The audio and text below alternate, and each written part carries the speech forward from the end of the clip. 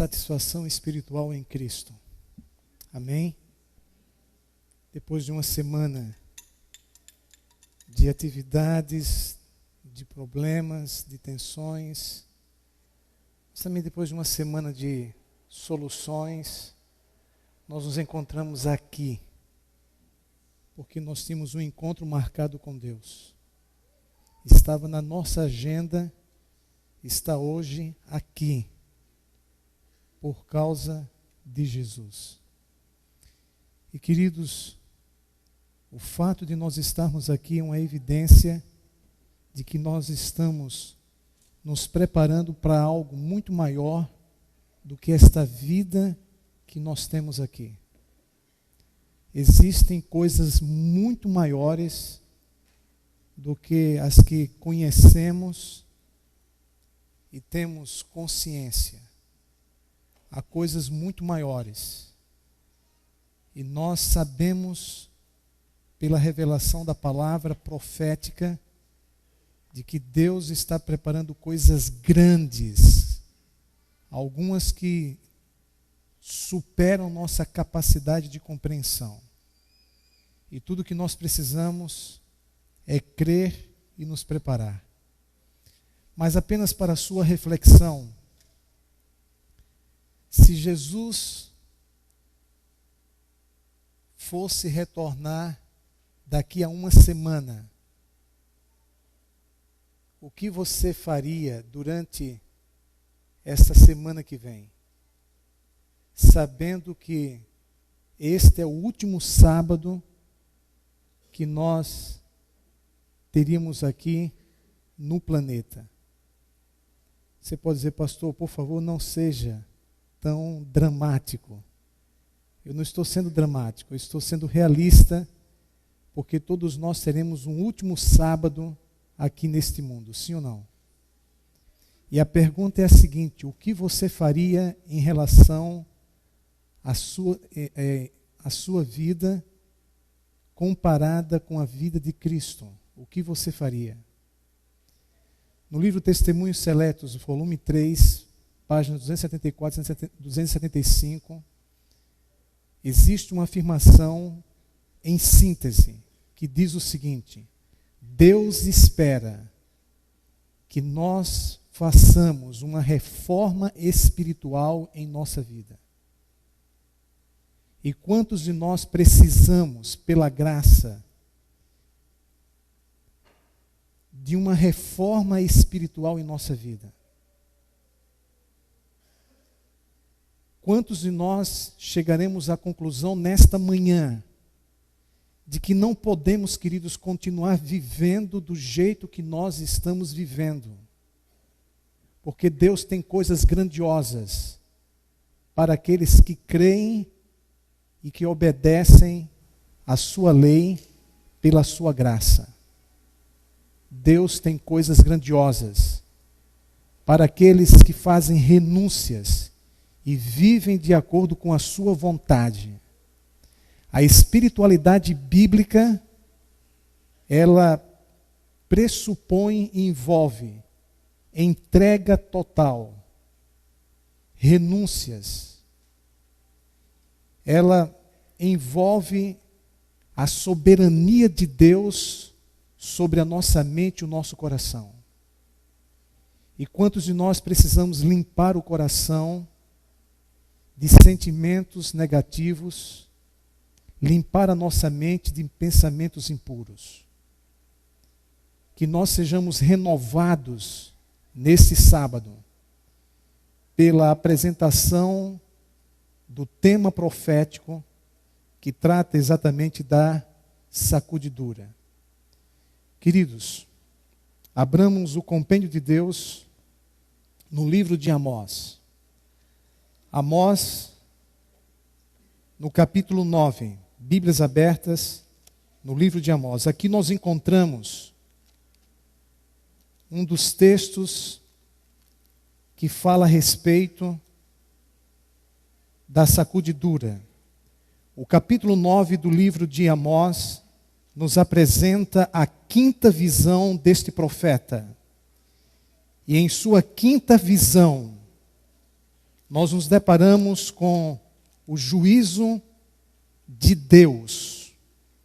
Um juízo, queridos, inexorável, inflexível e implacável. Vocês poderão ler Amós capítulo 9 e vocês irão constatar exatamente isto. E exatamente no contexto da infidelidade do povo de Israel, da igreja da época, no contexto da adoração e no contexto do juízo, nos é apresentado o tema da sacudidura. Então a sacudidura tem sua relação com a adoração, sua relação com o juízo de Deus. E nós vamos observar isso daqui a alguns instantes. No entanto, no capítulo 9, versículo 1, ele afirma taxativamente: vi o Senhor. Queridos, nós precisamos nesse sábado pela manhã, à semelhança de Amós, termos esta visão da pessoa de Deus, da palavra de Deus, dos planos, dos propósitos e das promessas de Deus para a sua igreja e para a sua vida. E ele viu o Senhor aonde? Estava em pé junto ao altar. Nós sabemos que o altar é um local de adoração.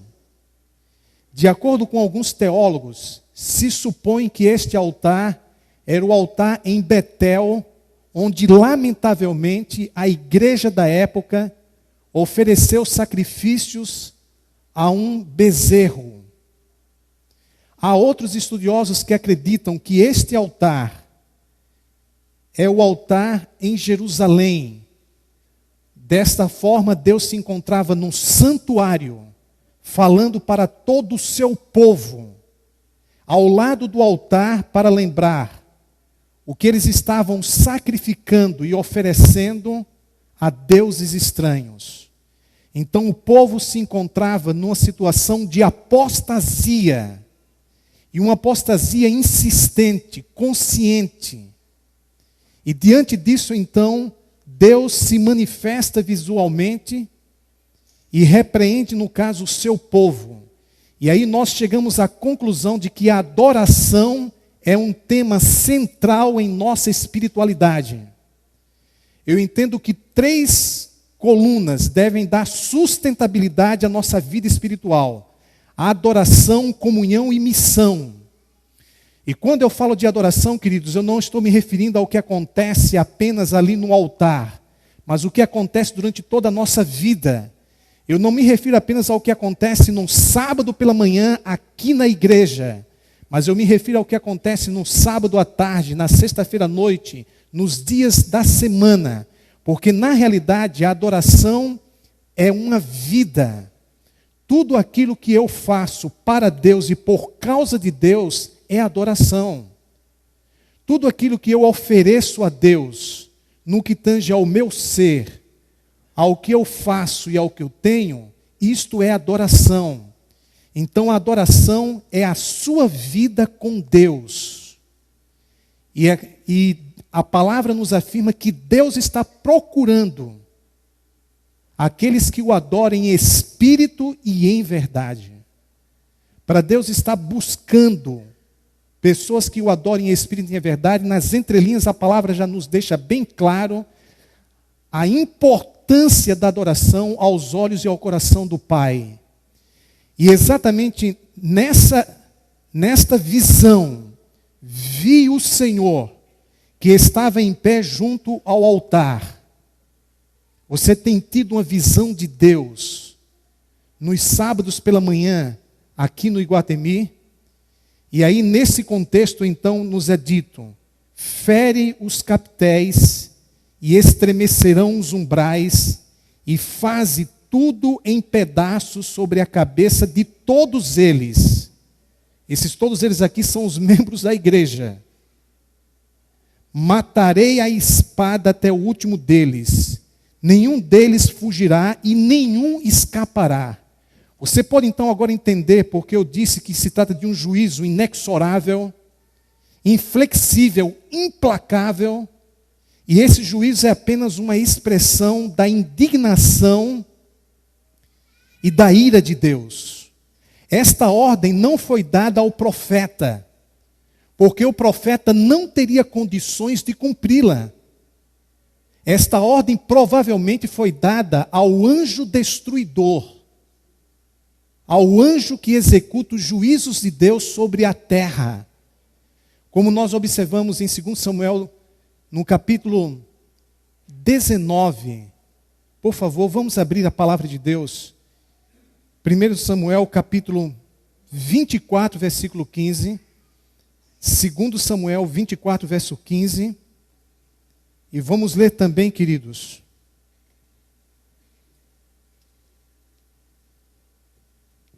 Segundo Reis, capítulo 19, verso 35.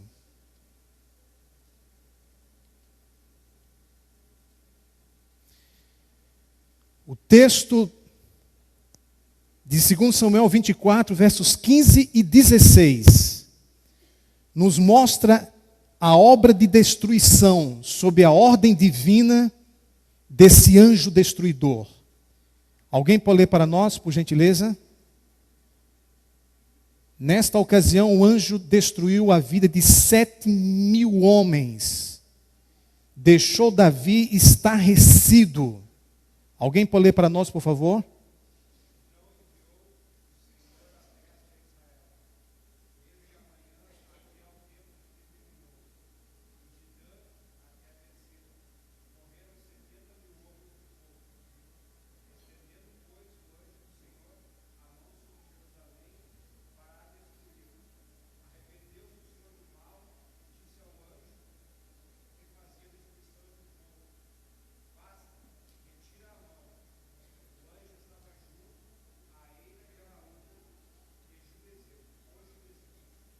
Esse é o anjo destruidor. É o mesmo que matou 185.000 soldados assírios. Como nós vemos em 2 Reis, capítulo 19, verso 35. Então, provavelmente, quando aqui em Amós ele disse fere os capitéis, e os capitéis eram as colunas do templo. Quando ele disse fere os capitéis, ele estava dando a ordem para este anjo destruidor, para executar o juízo do Senhor. E o texto aqui nos mostra, queridos, que nenhum escapará. Exatamente dentro desse contexto do juízo, Deus então nos fala no versículo 8, eis que os olhos do Senhor, voltando para Amós capítulo 9, eis que os olhos do Senhor Deus estão contra este reino pecador. O reino pecador aqui a qual o profeta faz referência é exatamente o reino de Israel e o reino de Judá. Nesta ocasião, o povo de Deus já tinha se dividido. Então havia aqui duas capitais. Havia Samaria, que era a capital do reino de Israel, e ela foi invadida pelos assírios no ano 722 e destruída. Isso no ano 722. Posteriormente, no ano 586, Nabucodonosor subjugou os assírios, invadiu Jerusalém, e a profecia do versículo 8 se cumpriu finalmente com a destruição do templo em Jerusalém no ano 586. Queridos, os juízos de Deus podem tardar, mas não falharão. Deus cumpre o que Ele profetiza e o que Ele promete. E nesse contexto aqui, do ano 586, houve a sacudidura. E Deus só permitiu que sobrevivesse aqueles que provavelmente lhe seriam fiéis. E entre esses estavam Daniel e seus 3 amigos. A sacudidura continuaria no exílio ao longo dos 70 anos na Babilônia. Na Babilônia, os olhos do Senhor, como diz aqui, estariam voltados para o seu povo, para a sua igreja. Como a sua igreja se conduziria? se comportaria na Babilônia, diante de suas crenças, de seus valores e de suas práticas mundanas. Daniel e seus 3 amigos, ao participarem da sacudidura do Senhor, permaneceram fiéis. Eu entendo, queridos, que essa deve ser nossa oração. Uma oração composta por 5 palavras. E qual é a oração? Senhor, ajude-me a ser fiel. Só somos fiéis ao Senhor pela sua graça. Diante das pressões e tentações, diante dos pontos fracos que nós temos, somente pela graça de Deus. E esta graça se derramou diante dos 3 amigos de Daniel, quando no capítulo 3 do livro deste profeta, Nabucodonosor soergueu uma estátua de 27 metros de altura, toda de ouro, simbolizando a Babilônia como um reino eterno, indo de encontro à revelação de Deus no capítulo 2. E lá então nós nos deparamos com a fornalha, e todos deveriam ajoelhar-se diante daquela estátua. E os 3 amigos de Daniel permaneceram firmes e passaram pela sacudidura, e foram, de forma sobrenatural, salvos por Deus. Queridos, quantas experiências nós temos perdido com Deus na atualidade, porque não somos fiéis a Ele a toda prova. Porque, lamentavelmente, pensamos nas consequências e tentamos resolver os nossos problemas do nosso jeito. Quando a fidelidade na palavra de Deus, ela é simplesmente incondicional. Você é fiel ao Senhor e deixa as consequências da tua vida nas mãos dEle.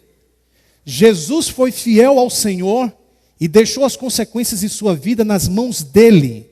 Essa é a proposta bíblica, uma proposta radical, somente para aqueles que de fato foram agraciados com o dom da confiabilidade, independente das circunstâncias, na pessoa do seu Deus. E é esta fidelidade, não menos do que esta, nem 1 milímetro menos, que Deus espera do seu povo nos últimos dias. Como a história ela é cíclica, ela se repete no decorrer do tempo, houve na realidade antes disto aqui, houve uma outra sacudidura no tempo de Moisés, a qual farei menção daqui a alguns instantes. Mas, por favor, leiam comigo o versículo 9. Porque eis que darei ordens e sacudirei a casa de Israel entre todas as nações, assim como se sacode trigo no crivo, sem que caia na terra um só grão. É aqui que Deus então faz menção sobre a sacudidura. Só que antes de haver a sacudidura, os grãos eles são debulhados. A palavra crivo aqui, ela só é usada em todo o Antigo Testamento apenas neste verso. E é através desse crivo que Deus não perderá nenhum só grão. E esses grãos que são selecionados formam um remanescente. São aqueles que passam pelo tempo da sacudidura. A palavra nos mostra que houve uma outra sacudidura no tempo de Moisés no deserto. Veja, por favor, Bíblias abertas.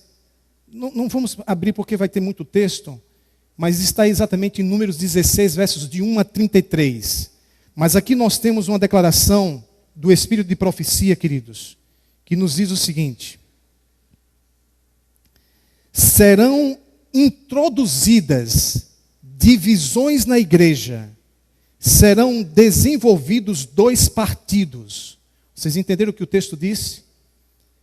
Nós temos uma igreja de pessoas que se amam, de pessoas que são unidas, mas de repente pode haver um foco de divisão entre algumas pessoas. A profecia no contexto da sacudidura diz: serão introduzidas divisões na igreja. Tudo bem. Essas divisões, elas são introduzidas por quem? Por Deus ou pelo nosso arqui-inimigo? Lógico, pelo arqui-inimigo. Porque divisão não é de Deus. A união é de Deus, mas a divisão não. Eu não estou falando da divisão sul-americana. Nem estou falando da união sul-brasileira. Eu estou falando que a união é de Deus e a divisão não. Então, queridos, serão introduzidas na igreja divisões por causa de corações que lamentavelmente não se deixam controlar pelo Espírito e pela palavra. A questão não é se haverá divisões na igreja, porque está profetizado. A questão é como eu me comporto na divisão. Eu me comporto como Cristo ou me comporto de uma forma diametralmente oposta à de Cristo? Porque a divisão introduzida na igreja faz parte da sacudidura. E eu tenho exatamente nesta situação a oportunidade de praticar o evangelho dentro da igreja. E às vezes é possível que tenhamos dificuldades, porque o ego é maior do que a fé e do que o amor, dificuldades de perdoar aqueles que me ofendem, dificuldades de querer o bem àquele que infelizmente não está bem na sua vida espiritual e quer me prejudicar. Queridos, por favor, entendamos que tudo faz parte de provações, e a nossa fé está sendo provada muitas vezes dentro da igreja, dentro de casa e não no mundo. Pode acontecer em algumas circunstâncias de você ser melhor tratado no mundo do que dentro da igreja. Pode acontecer, vamos ser realistas. Pode acontecer ou não? Pode acontecer. Se isso acontece, saiba que está havendo uma sacudidura. E aí você pensa em deixar a igreja, isso vai resolver ou agravar o problema? Aí você pensa em não vir à igreja, isso vai agravar ou resolver o problema? Queridos, aí é que você tem que vir à igreja. Aí é que você tem que praticar o evangelho. Aí é que você tem que ser forte no Senhor. Quando está tudo bem, não está havendo sacudidura, você está firme. Quando as coisas são abaladas, você cai fora. Senhor, ajude-me a ser fiel a toda a prova. Isso aqui é espiritualidade bíblica, queridos. O fato é que a palavra nos mostra que na ocasião do texto que eu fiz menção a vocês, de Números 16, versos de 1 a 33, vocês vão encontrar lá dois irmãos chamados Abirão e Datã. Por favor, não coloque no seu filho o nome de Abirão e Datã, porque pense dois nomes feios. Juntamente com On e Corá, principalmente Corá, esses homens levantaram uma conspiração contra a liderança da igreja, contra Moisés e Arão. Queridos, conspirações fazem parte da sacudidura. E eles levantaram uma conspiração contra Moisés e Arão, objetivando tirá-los da liderança do povo de Israel e eles assumirem a liderança. Um dos piores problemas é quando você tem dentro da igreja pessoas que não querem servir, querem mandar. Queridos, Jesus nos ensinou em liderança que devemos ser servos. Por isso Jesus disse, olha, aquele que quer ser o maior, seja o quê? O menor. Aquele que quer liderar, seja o primeiro a servir ao próximo. Como é emocionante quando você se depara diante de pessoas que têm o espírito de servir. Elas não estão interessadas em posição. Elas não estão interessadas em status. Elas não estão interessadas em aparecer. Elas estão interessadas em ser em Cristo. Elas estão interessadas em servir. Têm o espírito de servidão. São pessoas humildes. Apesar de terem determinadas funções no mundo, mas elas chegam aqui para nos servir. Aí tem o Espírito de Cristo. Agora, quando você vê alguém querendo mandar, uma pessoa orgulhosa, uma pessoa prepotente e etc., queridos, essa pessoa, você tem que orar por ela. E tem que ter paciência e compreensão com ela. Sabe, Abirão, juntamente com Datã, Corá e On, queriam mandar. E induziram 250 líderes de renome. Está lá em Números 16, versos de 1 a 33. Contra a liderança de Moisés. A situação foi tão difícil que Moisés disse: amanhã Deus há de revelar quem está com ele e quem é contra ele. E aí veio o juízo divino e, lamentavelmente, eles perderam a vida, a terra se abriu, os engoliu, os 250 líderes experimentaram o fogo consumidor do Senhor, uma situação extremamente delicada por causa de conspiração. Coisas que acontecem, que abalam a igreja e que fazem parte da sacudidura. E agora nós temos aqui uma solene advertência.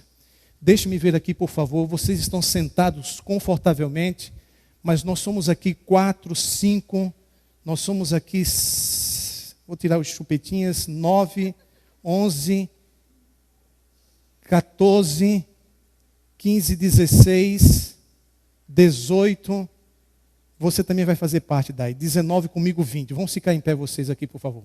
20. Queridos, somos aqui 20. Existe uma declaração, permaneçam em pé, que o pastor também está incluído. Veja essa declaração aqui do Espírito de Profecia. Ela diz o seguinte, vê se vocês aguentam e vão continuar em pé. Ela nos diz aqui o seguinte, queridos.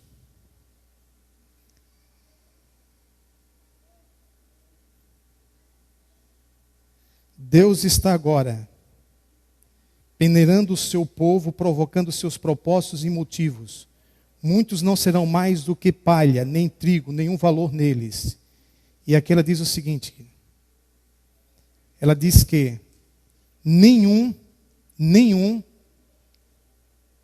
entre 20 estão preparados, dos adventistas do sétimo dia, estão preparados para a segunda vinda de Cristo. Nenhum dentre 20, inclusive o pastor. Dá para vocês isso? A nossa sorte é que ela falou isso no século XIX. Pode ser que hoje as coisas estejam melhores. Você não diz amém, doutor Marcos? Amém? Podem sentar. Queridos, pense bem nisso. Nenhum dentre 20. Isso deve te desanimar ou deve te fazer reconsiderar a sua vida. O que é que isso deve fazer, queridos? Essa declaração foi feita exatamente em 1893. É uma solene declaração que faço à igreja de que nenhum entre 20 dos nomes que se acham registrados nos livros da igreja está preparado para finalizar sua história terrestre e achar-se-ia tão verdadeiramente sem Deus e sem esperança no mundo como pecador comum. O que é que você me diz disso? Difícil de ouvir essa palavra?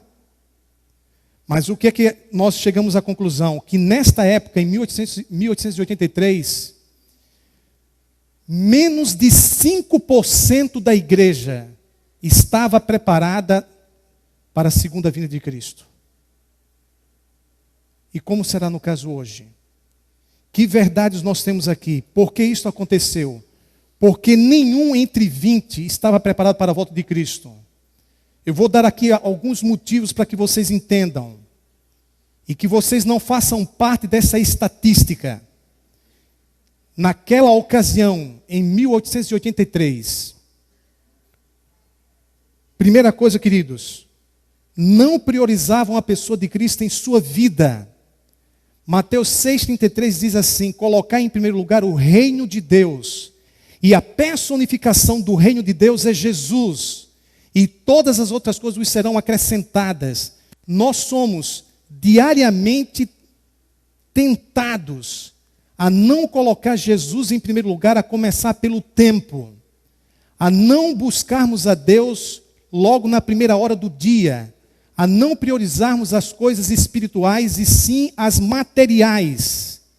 Então, quando você não prioriza Jesus em sua vida, você corre o risco, sim, de fazer parte desta estatística. Segundo, quando você serve a si mesmo e ao mundo e não a Deus. Quando você vê Deus como um meio para alcançar um fim e não um fim em si mesmo. Quando você dedica tempo para as coisas do seu interesse, mas não dedica tempo, inclusive no sábado, para as coisas do interesse de Deus. Quando você prefere o que o mundo oferece do que o que Deus lhe oferece. Quando isso acontece, você, no momento, está fazendo sim parte desta profecia. Nenhum entre 20. Terceiro, queridos, suas palavras, atos, estilo de vida, vestuário, alimentação, finanças, comportamento sexual, superficialidade religiosa, constantemente negam a Cristo. Se lamentavelmente você não está se alimentando como alguém que está se preparando para a vida eterna, e aqui nós fazemos um apelo às pessoas que são responsáveis pelas compras no supermercado e por fazer a alimentação em casa, nós dependemos da ajuda de vocês para nos alimentarmos de maneira saudável, de maneira correta, como pessoas que estão se preparando para a vida eterna. Queridos, quando lamentavelmente nos vestimos de uma forma onde apelamos para a sensualidade, quando não atentamos para os princípios da conduta da modéstia cristã, quando lamentavelmente não administramos as finanças de acordo com as orientações da Bíblia e temos tido dificuldades e temos sido infiéis ao Senhor na devolução do que lhe pertence, você no momento, sem saber ou sabendo, está fazendo parte dessa estatística nenhum entre 20. Você pode ter o nome no livro da igreja e não ter o seu nome no livro da tesouraria da igreja. Você está tendo dificuldades nesta área e Deus não está sendo Senhor em tua vida. Quando isso aí acontece, quando vivemos como o mundo e dizemos que somos cristãos. Vivemos como o mundo e dizemos que somos cristãos. Isso está acontecendo.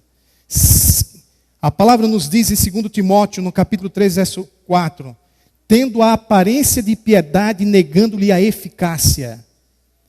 Quinto, quando somos indiferentes, negligentes, fofoqueiros, descomprometidos e sonolentos espirituais, possuímos espírito de divisão e contendas por causa do ciúme e da inveja. Quando lamentavelmente isso acontece na minha vida, no meu coração, infelizmente eu faço parte desta estatística. Por isso então, queridos, nos vem um apelo divino da parte de Deus. Nós o encontramos, Bíblias abertas, Romanos capítulo 13, abra o compêndio de Deus. Em Romanos, capítulo 13. Romanos, capítulo 13. A palavra assim nos diz, Romanos 13, versículos 11 em diante. E digo a isto a vós, outros, que conheceis o tempo. Quem são as pessoas que conhecem um tempo? Aquelas que conhecem as profecias. E se existe um povo que entende de profecia, é o povo de Deus. Já é hora de vos despertardes do sono, porque a nossa salvação está agora mais perto do que quando no princípio cremos. Nós estamos uma semana mais próximos da volta de Jesus, amém? Vai alta noite, já vem chegando o dia. Deixemos, pois, as obras das trevas e revistamo-nos das armas da luz.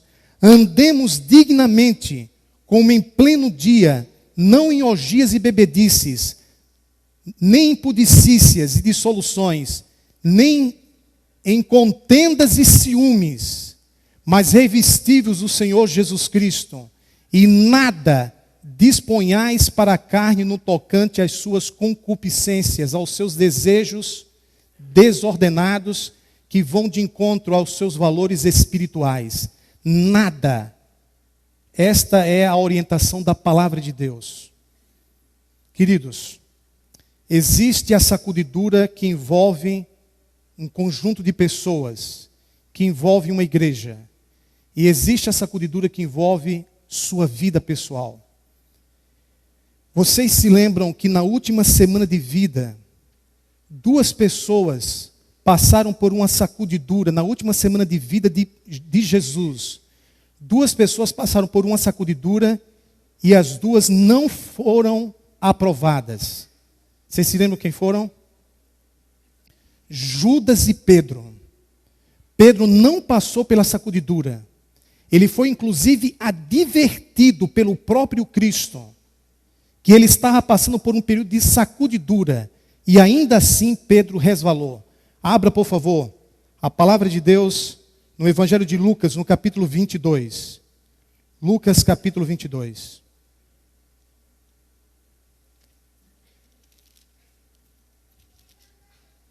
Lucas, capítulo 22.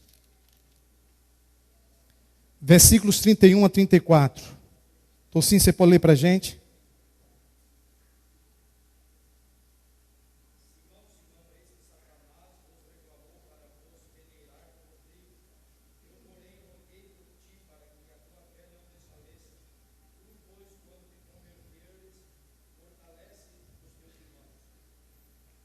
Pode continuar.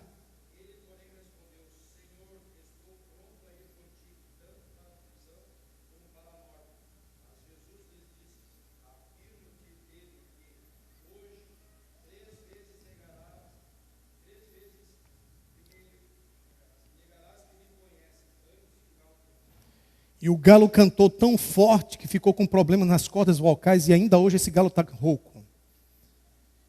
Queridos, nesse momento Jesus advertiu que Pedro estava passando por uma sacudidura pessoal. Sim ou não? Satanás reclamou para vos peneirar. Eu tenho aqui algumas revelações importantes. Número 1, para nossa surpresa, Satanás atua na sacudidura para destruir sua fé. Lembre-se da experiência dramática de Jó. Jó tinha 4 grandes riquezas: sua família, sua saúde, seus bens materiais e sua fé. O diabo atingiu 3 delas. Quais foram?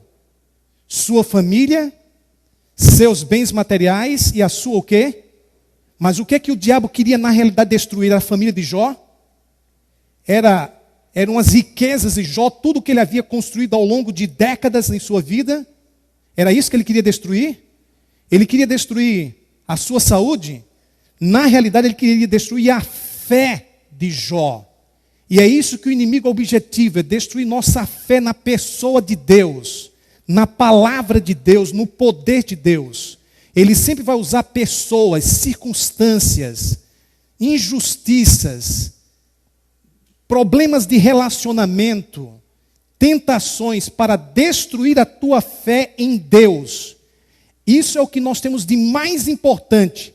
Quando tua vida acabar, no último minuto da tua existência, o que é que vai contar?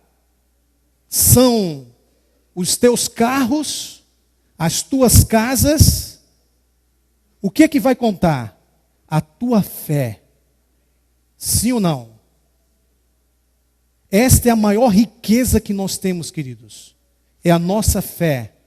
Segundo, a sacudidura prova e purifica a nossa fé.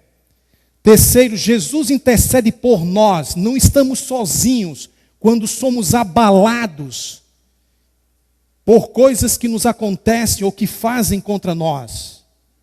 Quarto, a sacudidura exige verdadeira conversão.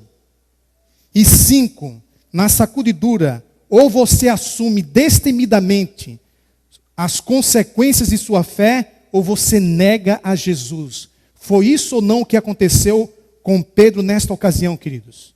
Sim ou não?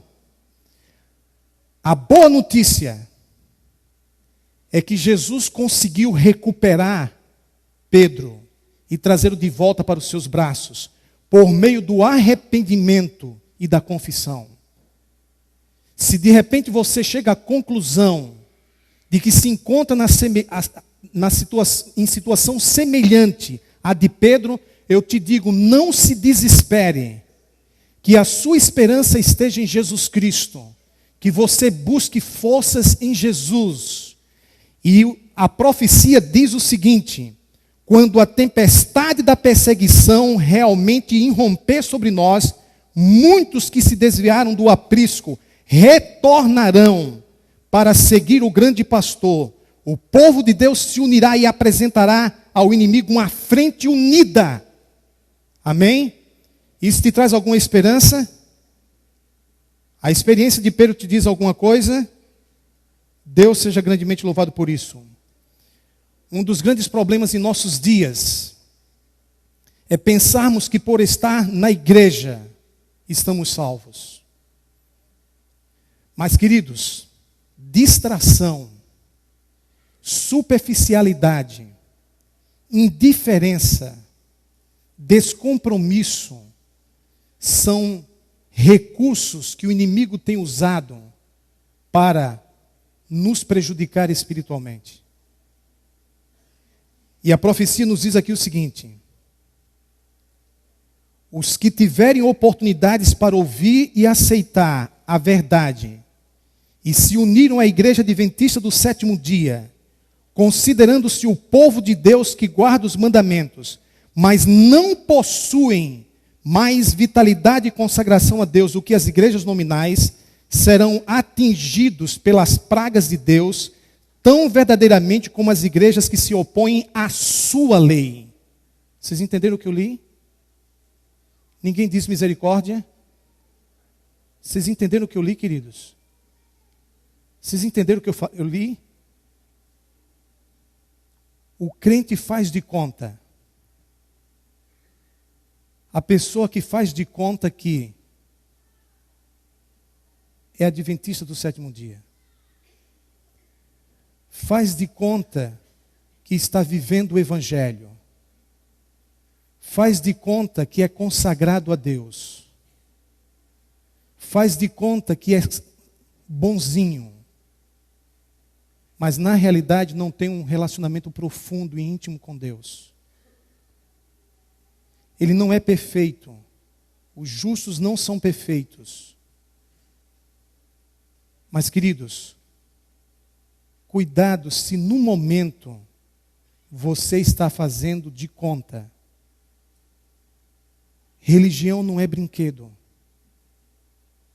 É coisa séria.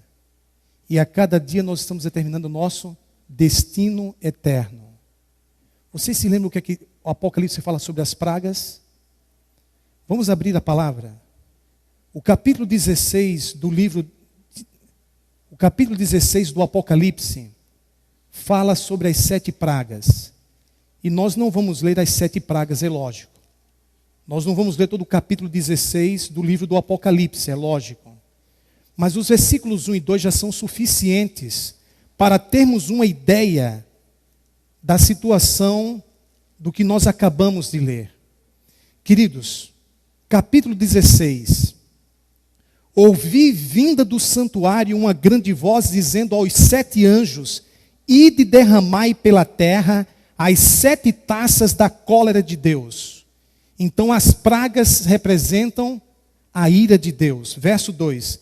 Saiu, pois, o primeiro anjo, está aí o primeiro anjo, e derramou sua taça pela terra. E aos homens portadores de quê, queridos? Portadores de quê? Da marca da besta e adoradores da sua imagem, sobrevieram úlceras malignas e perniciosas. Agora pegue esse texto e faça a conexão com a profecia. O povo de Deus que guarda os mandamentos, mas não possui mais vitalidade e consagração a Deus do que as igrejas nominais, serão atingidos pelas pragas de Deus, tão verdadeiramente como as igrejas que se opõem à sua lei. Você conseguia ver aqui nesse texto adventistas sofrendo o que as pessoas que têm a marca da besta e adoram a sua imagem vão sofrer? Aqui está uma advertência profética. Eu sei que a mensagem que estou proferindo nesta manhã é uma mensagem dura de se ouvir, mas eu preciso que você desperte do seu sono para essas realidades proféticas que envolvem os dias em que nós estamos vivendo. Não vamos, querido, fazer de conta, porque entre aqueles que sofreram as 7 pragas estarão, lamentavelmente, muitos que estiveram sentados nos bancos da igreja nos sábados pela manhã, e que eu e você não sejamos um deles. E estou pregando essa mensagem para que você não seja um deles, para que você tenha entendimento, tenha noção espiritual e tome decisões indeclináveis ao lado do Filho de Deus. Amados, espiritualidade bíblica exige autonegação, renúncias, consagração, dedicação a Deus. Nós temos que ser todo de Deus e não apenas uma parte de Deus. Por favor, que o Espírito Santo atue e você entenda o que eu estou dizendo. Esta mensagem é uma mensagem dura, mas é uma mensagem vital. Do jeito que você está vivendo, você pode fazer parte daquela estatística. Nenhum entre 20. Que pela graça de Deus, movidos pelo amor, sejamos libertos disto e possamos priorizar Jesus em nossa vida. Não vai longe o tempo, Eventos Finais, página 100. Não vai longe o tempo em que a prova sobrevirá a toda alma. A marca da besta nos será recomendada com insistência. Os que passo a passo cederam às exigências do mundo e se sujeitaram a costumes mundanos, não acharão difícil submeter-se aos poderes dominantes da terra, de preferência a expor-se aos escárnios, insultos, ameaças e prisão e morte que os filhos de Deus irão passar. Então, se hoje, gradativamente, você está fazendo concessões ao mundo, se tornará difícil para você, na hora da prova final, ser fiel ao Senhor. Passar pela sacudidura. Mas eu quero, por favor, queridos, que vocês atentem para a promessa de Apocalipse 3, verso 10. Apocalipse capítulo 3, versículo 10. Por favor, Apocalipse 3, versículo 10. Veja o que a palavra aqui nos diz, que promessa maravilhosa. Sublinhe esse verso. Se você tem que sair com alguma coisa hoje aqui desta igreja, saia com Apocalipse 3, 10. Porque guardaste a palavra da minha perseverança, também eu te guardarei na hora da provação que há de vir sobre o mundo inteiro, para experimentar os que habitam na terra. Esse texto inclui aqui a sacudidura. E o texto nos dá a promessa de que nós não estaremos sozinhos, que nele nós podemos ser mais do que vencedores. Então, queridos, que eu tenha consciência da sacudidura, mas que eu esteja concentrado na pessoa de Jesus Cristo. E que Ele há de me ajudar a passar pela grande prova. Haverá uma sacudidura da peneira. No devido tempo, a palha precisa ser separada do trigo. Por se multiplicar a iniquidade, o amor de muitos se está esfriando. Este é precisamente o tempo em que o genuíno será mais o que? Forte. Ellen White nos falou isso em 1887. Haverá uma sacudidura da peneira. O que é que ela queria dizer com isso, queridos? E aí ela fala que há exatamente, me permitam aqui, o uso dessa ilustração profética. A palha e o que mais? O trigo. A palha e o trigo simbolizam exatamente os dois grupos de pessoas, espiritualmente falando, que estão dentro das igrejas. Dois grupos. A palha e o trigo. A palha e o trigo simbolizam pessoas da mesma família, que se encontram em situações diametralmente opostas. A palha e o trigo. Quem é a palha? De acordo com o texto, ela fala que o amor de muitos o quê? Se esfriará. Queridos, aqui nós temos exatamente a definição, o propósito e uma revelação sobre a sacudidura. Finalmente, o que é sacudidura? Sacudidura é um tempo em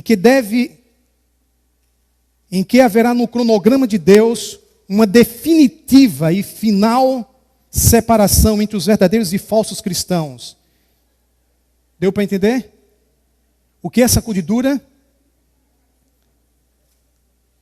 Existem duas sacudiduras.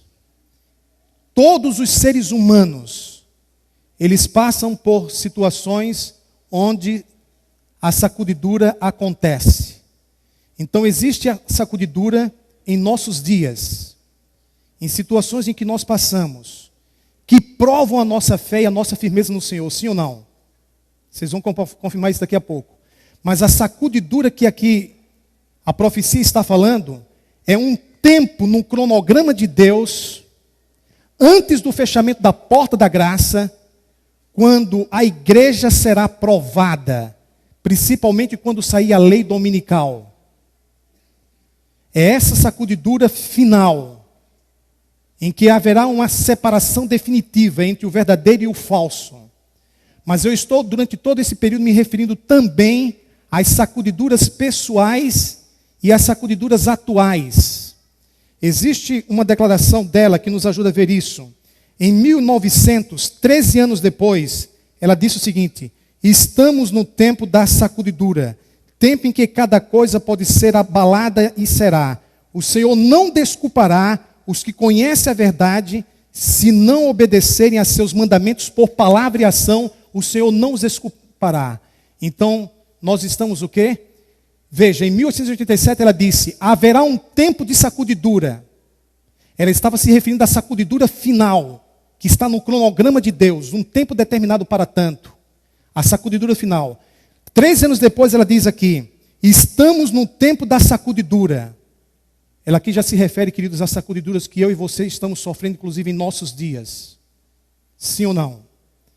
Amados, o propósito da sacudidura é revelar, identificar e separar o falso do verdadeiro, que aqui são representados pela palha e pelo trigo.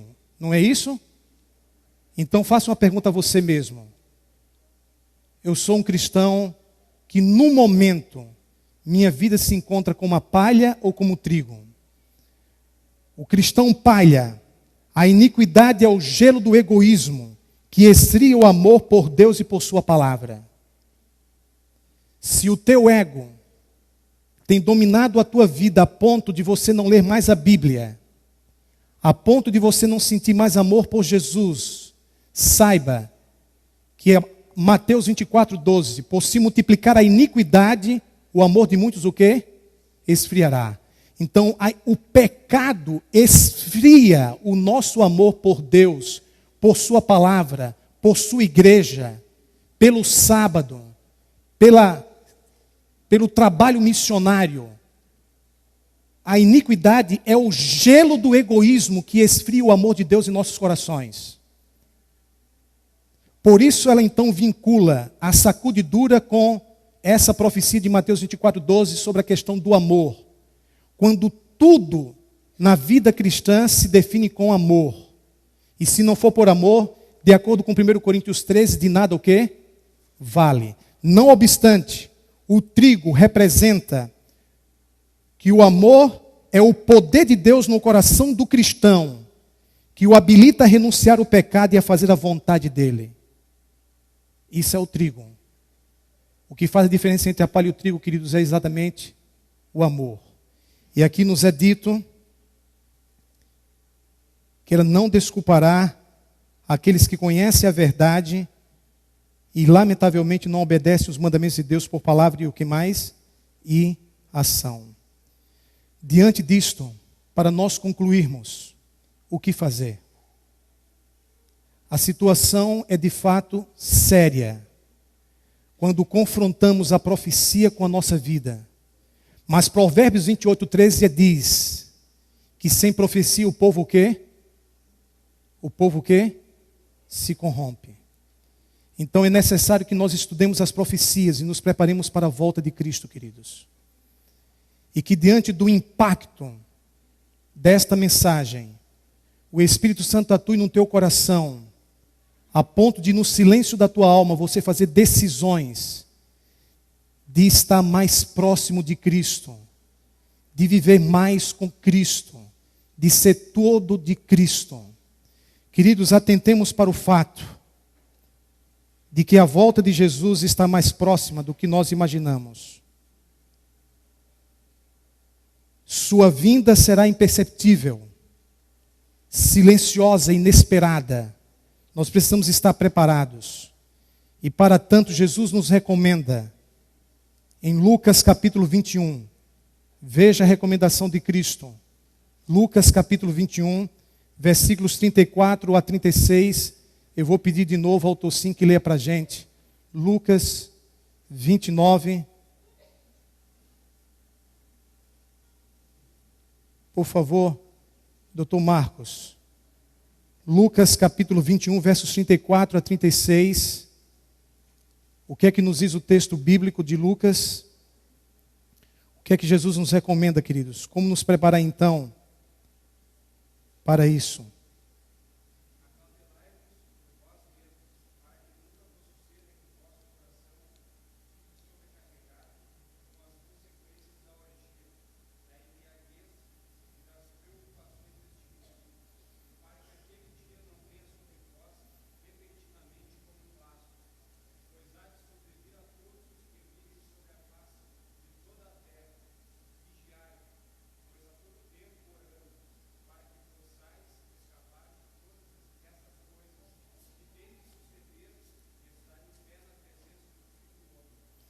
Esse é o grande alerta de Deus.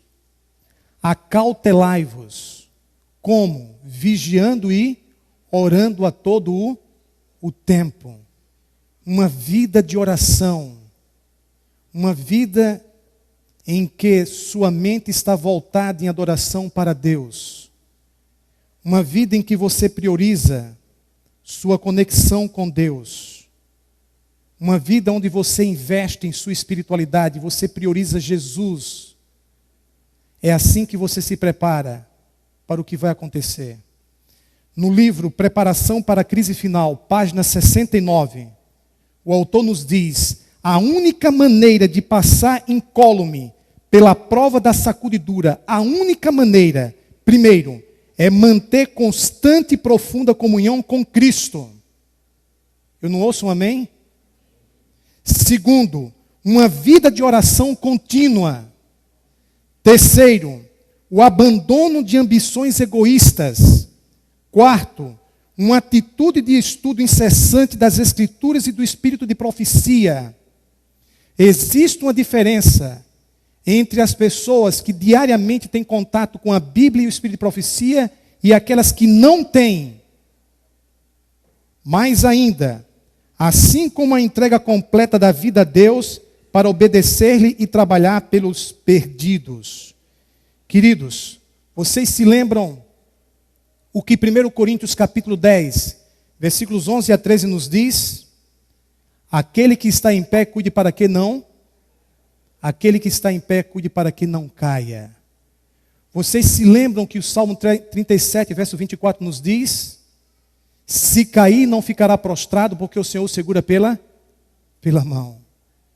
Vocês se lembram o que o Salmo 91, verso 7 nos diz?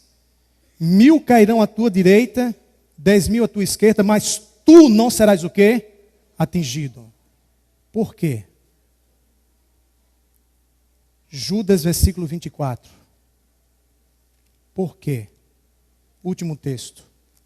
Judas, versículo 24.